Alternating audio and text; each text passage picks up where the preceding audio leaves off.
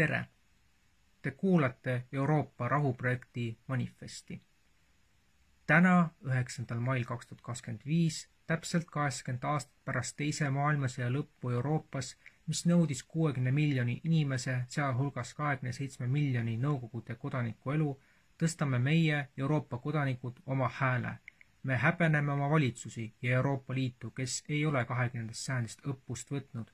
Euroopa Liit, mis kunagi oli mõeldud kui rahuprojekt, on rikutud, reetnud Euroopa olemuse.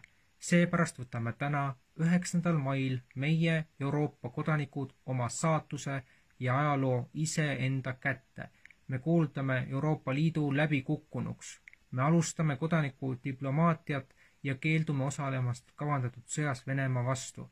Me tunnistame Lääne, Euroopa valitsuste ja Euroopa Liidu kaasvastutust selles konfliktis.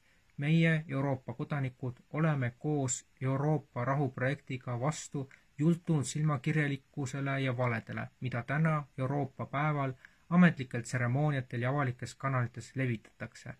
Me pöördume Ukraina ja Venemaa kodanike poole. Te olete osa Euroopa perekonnast ja me oleme veendunud, et koos saame korraldada rahumeelse koos eksisteerimise meie Euraasia kontinendil.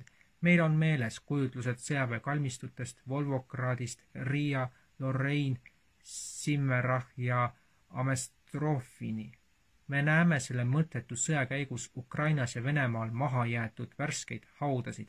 Kuigi enamik Euroopa Liidu valitsusi ja selle sõja eest vastutavad isikud löövad trummi ja eitavad, mida sõda inimestele tähendab, oleme meie kodanikud õppinud möödunud sajandist. Euroopa, mis tähendab mitte kunagi enam sõda.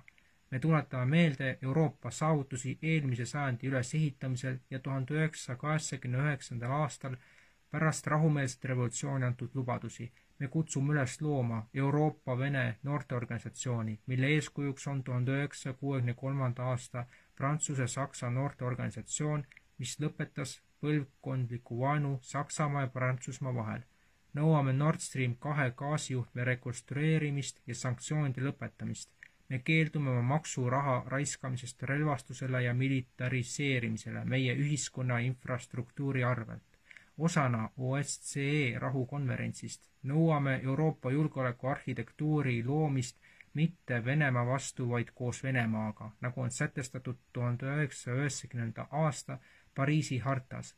Me nõuame USA-st eraldunud neutraalset Euroopat, mis mängiks vahendaja rolli mitmepolaarses maailmas. Euroopa, mida me tahame, on koloniaal- ja impeeriumi järgne. Meie, Euroopa kodanikud, kuulutame käesolevaga, et see sõda on lõppenud. Me ei osale sõjavihas ja võimumängudes. Me ei lase oma meestel ja poegadel muutuda sõduriteks, meie tütartel haiglate õdedeks ja meie riikidel lahinguväljadeks. Pakume, et saadame kohe Euroopa kodanikest koosneva delegatsiooni Kiievis ja Moskvasse, et alustada dialoogi.